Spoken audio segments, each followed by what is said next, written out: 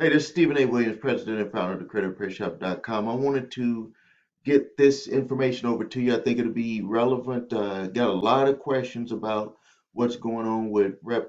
Clyburns' letter that he wrote to about the three main credit reporting agencies, TransUnion, Equifax, and Experian. And here's some more information that'll kind of help you out, get you pointed in the right direction so you can move forward with repairing your credit if you're trying to do it on your own. And we also utilize this information to help enhance the way that we help our clients with repairing their credit also. So one of the things that we found peculiar in the letter that he had wrote was the over reliance, this letter C here, over reliance on data furnishers raises questions about sufficiency of the National Credit Reporting Agency's dispute investigation. The NCRAs have attempted to shift the responsibility and blame for accuracy of consumer report data on data furnishers, the companies that provide consumer data to the NCRAs. Data provided to the select subcommittee shows that all three national credit reporting agencies referred the vast majority of dispute submissions they received to data furnishers between 2019 and 2021, with a slight change from the year to year, 61 to 62% of the disputes each year at Equifax, 54 to 56% at Experian, and 80 to 82% at TransUnion. Following a referral, data furnisher are required to conduct their own investigation of the disputed information and report that result back to the NCRAs. However, furnishers also often only conduct a pro forma perfunctory investigation, ignoring the consumer's submitted documents and information. That means that what they do is they just say, did we submit the information, and what we submitted, do we believe is true, not looking at the information that was submitted by the uh, individual that's disputing. That's why it's very important, and we've been doing this all the time, that we submit the information to the data furnisher at the same time that information is submitted to the credit reporting agencies. You want to hit them from both sides, because then they have to specifically acknowledge what you're disputing. They're not getting it from the credit reporting agency only, which is going to really kind of play into their favor. That's, you can see how they're kind of shifting the blame. As a result, as recently as June 2021, CFPB cited that the NCRAs have insufficiently accuracy procedures to identify unreliable data furnishers. This means that at least some of the NCRA's data has come from demonstrably unreliable furnishers. Example, and we see this a lot. We'll see furnishers that the addresses are incorrect. And some of our clients will get upset. They'll be like, well, why did I get this letter back from this furnisher that you submitted this information to? And I'm like, we're like, look on your credit reports. That is the address that they have on there. That means that they are unreliable. And the next step that we would do is to send that undeliverable envelope, the front of it, a copy of it, to the bureau, saying you are allowing a data furnisher to put information on this individual's credit report, and this address and information that you have from that data furnisher is inaccurate in itself. So who are you allowing to put this information on there if this letter is undeliverable to the data furnisher who placed the information on the individual's credit report? Examiners found that some furnishers have responded to disputes in ways that suggested that the furnishers were no longer sources of reliable, verifiable information about consumers. Despite observing the dispute response behavior by these furnishers, consumer reporting companies continue to include information from these furnishers. Some stakeholders have also pointed out that the NCRAs often engage in parroting, a practice of blindly adopting the response of a data furnisher without conducting any independent investigation. In light of these concerning practices, in the NCRA's reliance on data furnishers cast doubt on the sufficiency of the NCRA's dispute investigations. Further questions about the sufficiency of the NCRA's dispute and complaint investigation arise by staff which seem to lend credence to the possibility that they are parroting the data furnishers rather than independently investigating. That means that they're just saying whatever you put is sufficient for us, and we'll just say that it's been investigated and no changes. While there is no objective standard for what would be an adequate level of staffing, it is notable, despite each NCRAs having similar number of disputed items in 2021, the amount of staff and staff time that each NCRA allocates to responding to a dispute, the CFPB complaints varied greatly. So even from the ones that they got from the CFPB,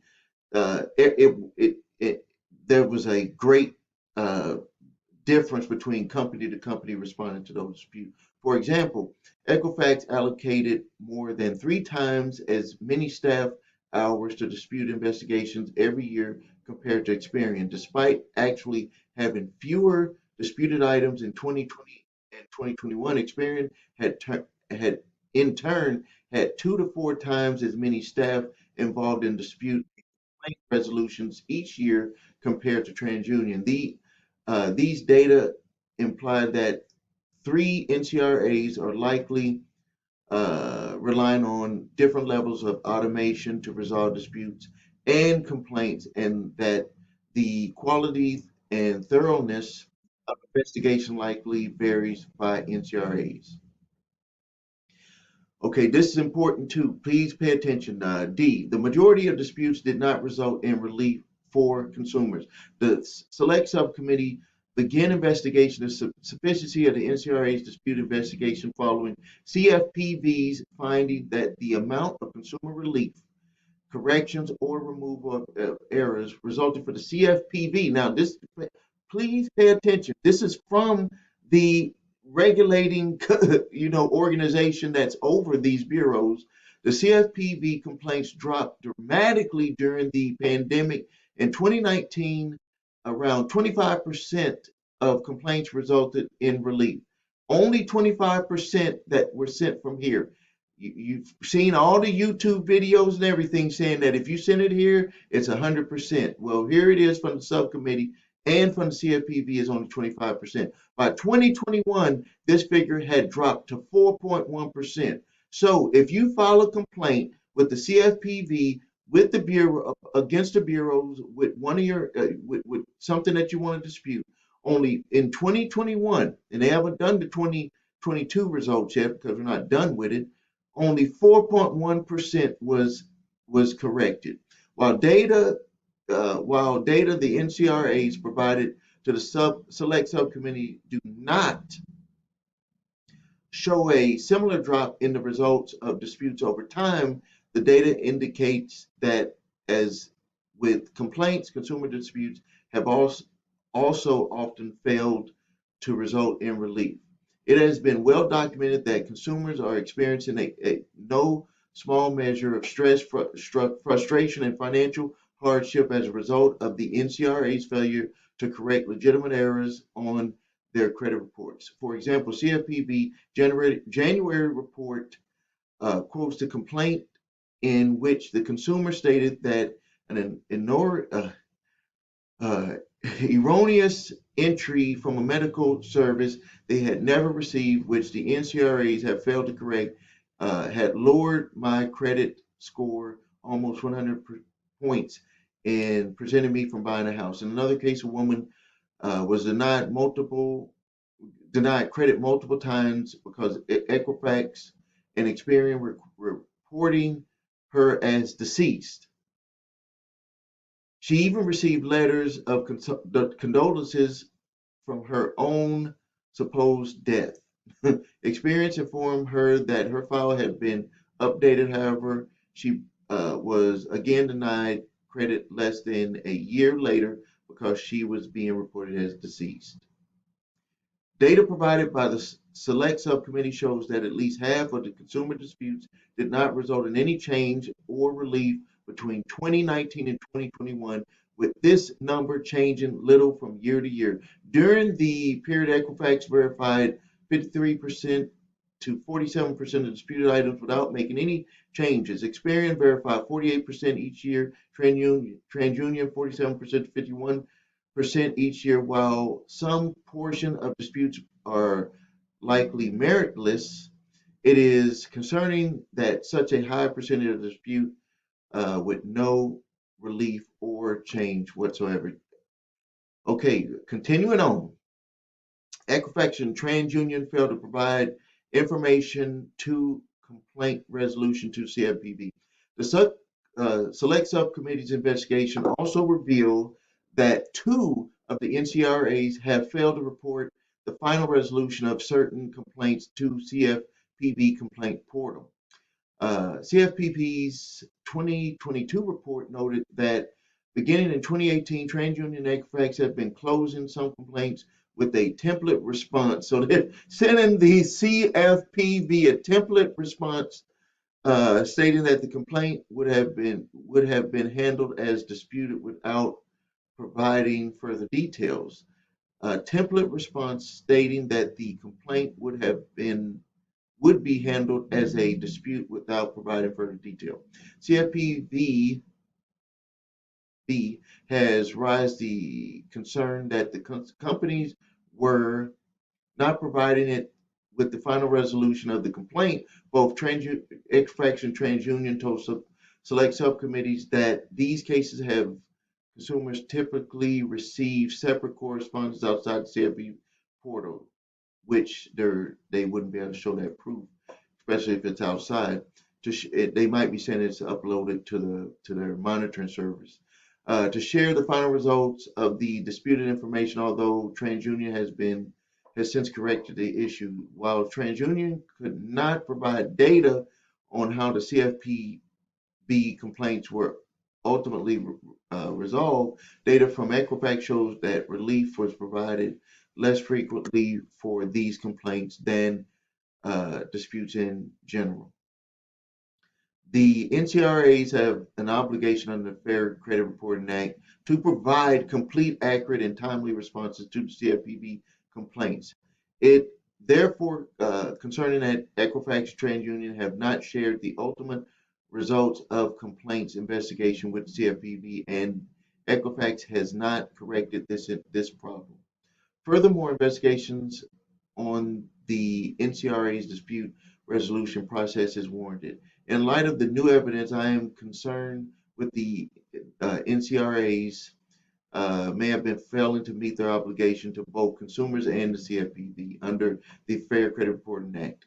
It appears that all three national credit reporting agencies have failed to investigate certain legitimate disputes and to identify the correct and erroneous information on consumer reports. It also appears that Equifax TransUnion may have failed to provide CFPB with important information on the outcomes of certain complaints for complaint investigation. These failures have real consequences for consumers with errors on their credit reports, who often are penalized by creditors despite having done nothing wrong. So it ends out here, and it just where James Clyburns signed it, and they are trying to see what they're gonna be able to do about this.